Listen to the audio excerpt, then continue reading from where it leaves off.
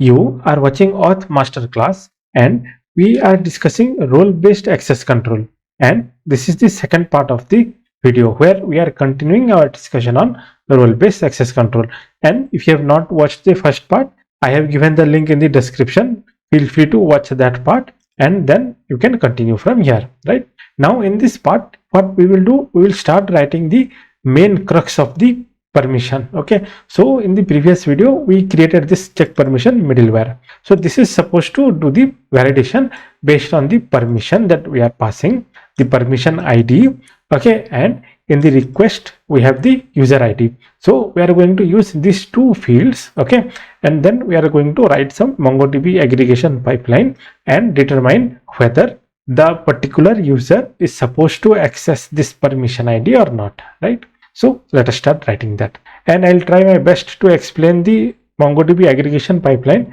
But since this is not a dedicated course about the aggregation pipeline, I'll just show you what is needed for this video. But if you want a dedicated video on the MongoDB aggregation pipeline, please do let me know in the comment section and I'll plan a video on that. But for now, we'll just see whatever we need. Okay, so now if you come to login service, okay, when a user is successfully logged in, what we are doing in request.session, we are storing the user ID, right? Now what we have to do, we have to get this user ID. Okay, so I'll say const user ID equals to request.session, right? So now we have permission ID and now we have user ID. So let us do one validation. If okay, not user ID, for whatever reason we don't have user ID, then what we will do, we'll throw error. Okay, so I will copy this line and add it here. Okay, great. So one round of validation is complete.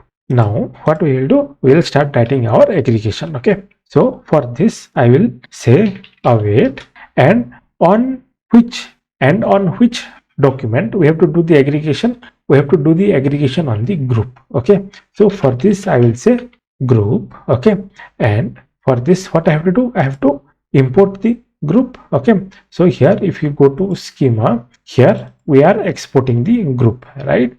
So now here what I will do, I will say import, okay, group from schema, group.schema, and I will add .js. Okay, then and if you see here, this await is complaining that it is not part of the async function, right? So what we will do, we will add async keyword here, right? So now I can use await. Okay, then group dot I will say aggregate. Okay, and this aggregate will be a function and it will take an array. So what will be the content of this array? This array will have the individual aggregation pipeline. Okay, so that is the whole idea of aggregation. You create pipelines.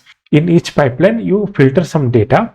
In the next pipeline you perform some operation on the data that you get from the previous pipeline. Okay, so that's how the aggregation pipeline works. So here what we will do, we will assign this to a variable, right? So I'll say groups with permission. Okay, now if you see, I'm saying groups, okay, plural. So it's possible that one user and that permission that we are checking, it could be available in multiple groups, right?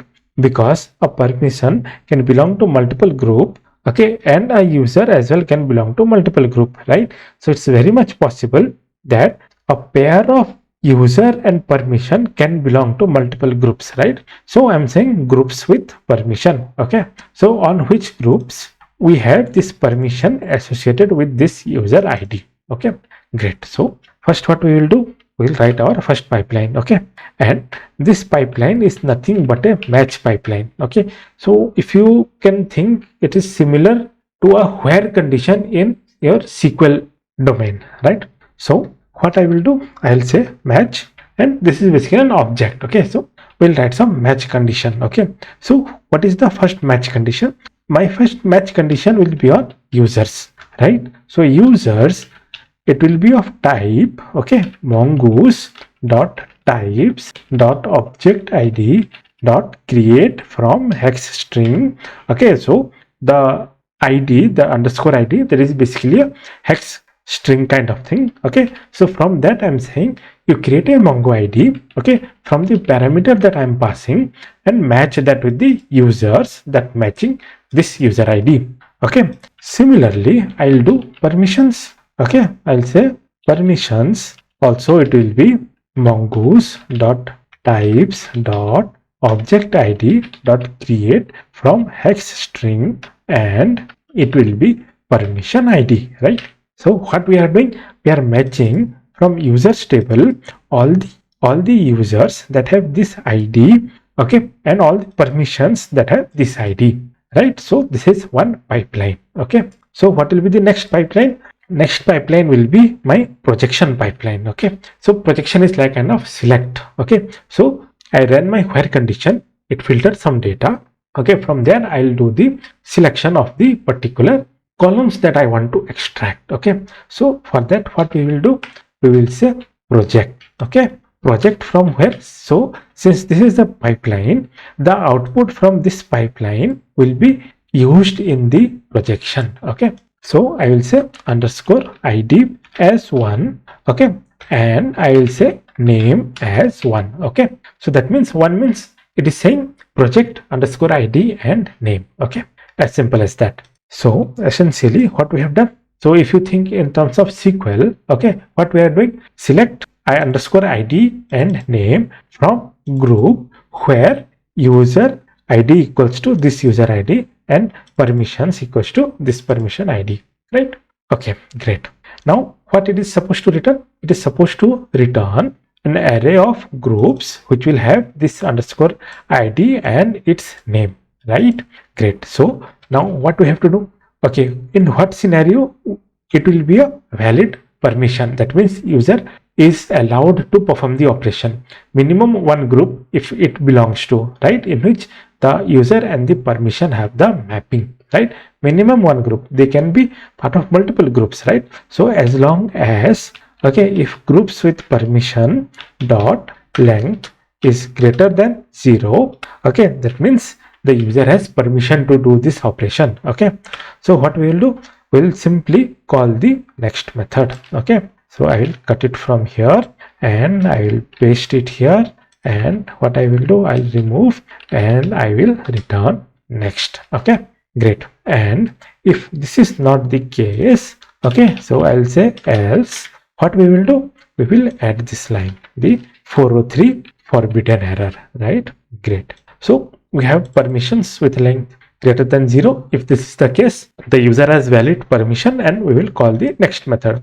If not, what we will do, we will throw the error. Okay, great. Now it's testing time, right? So now what I have done, I have created 3 different users. Okay, one is author, okay, one is editor, and one is approver. Okay, now what is the approver supposed to do?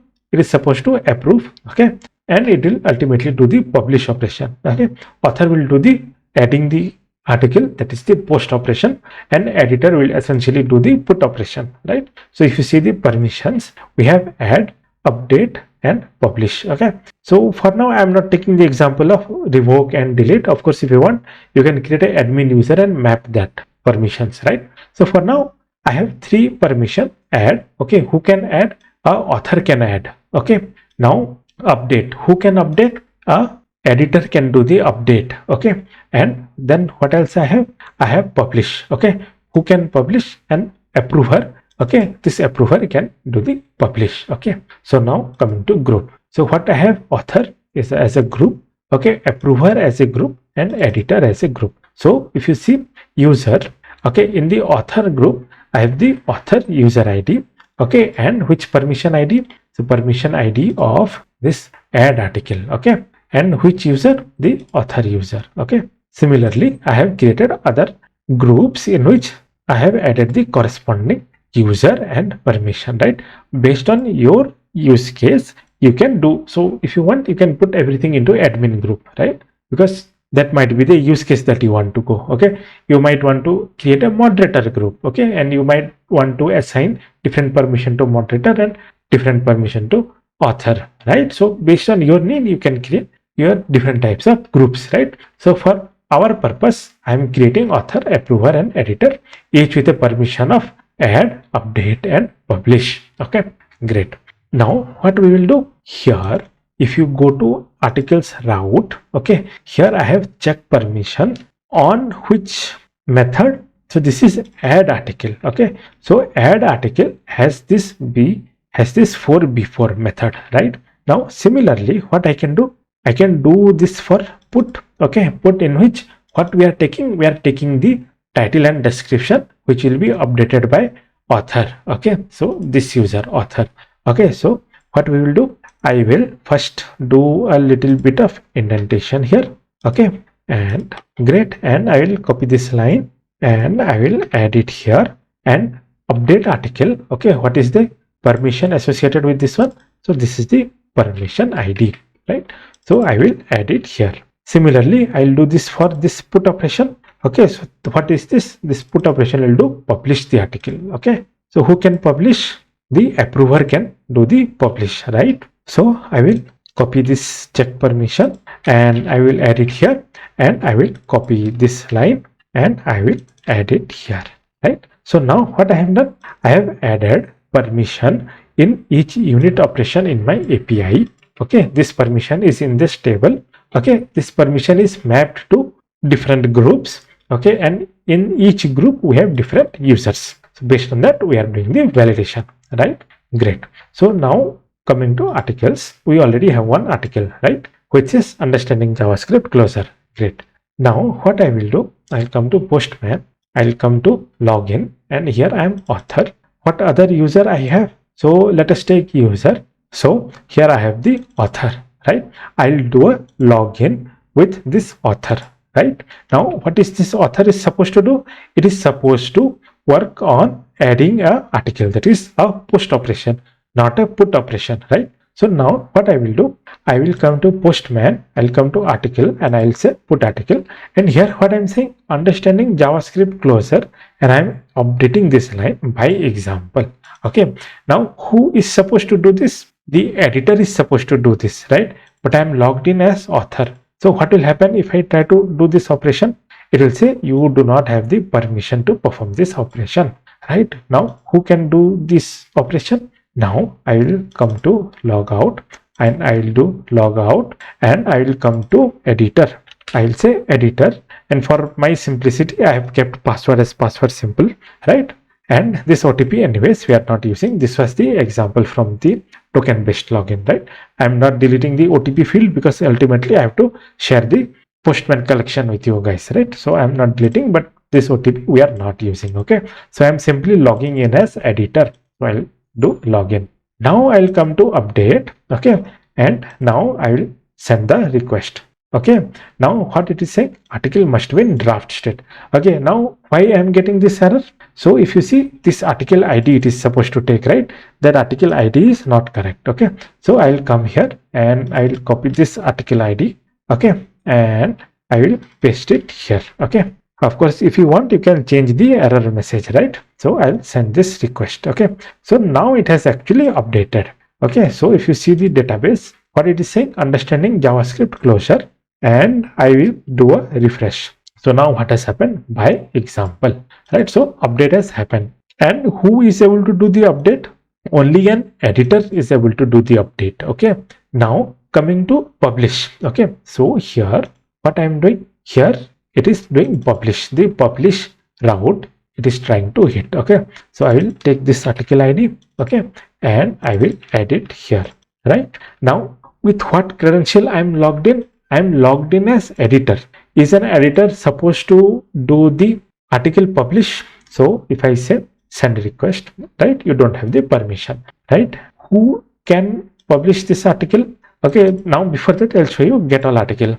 It will be empty, right? Why it is empty? Because only published article we are supposed to show it to the user, right? So which is this get all articles, right? So the editor logged in user cannot publish it, right? So what I will do, I will log out, okay, and I will log in as, what is the username? So if you come to users, it is approver, right? So I will log in as approver, okay, and I will send a login request. Now I have logged in as approver. Now I will come here and I will say publish article, okay. So now status is published, Now if I come here and get all articles, see, now I'm able to get the one and only one article that I have in my system, right? Great. So what we have essentially done, we have mapped, okay, each unit of operation to a group, and that group contains a set of users who can perform the operation, right? And based on that permission, we are able to do the validation whether a logged in user can perform the operation or not, right? It is as simple as that. Great. So this is the whole idea of doing role-based access control, right? Now, few caveats here. Here, if you check the VS Code, I'll open, and permissions. Here I'm saying get permission and add permission. Here also we should add the validation, right? As well as in groups. Here also get and post, it should be validated by the login as well as the permission check, right? So anybody should not be able to do the validation, right? And I leave the task to you so that you have something to practice, right? What you have to do in route of the group and the permission, you have to attach the different respective permission ID. Okay, for that, what you have to do, you have to go to permission, okay, and add a permission, and here you can say permission dot add, right? And you have to add an entry to the database, right?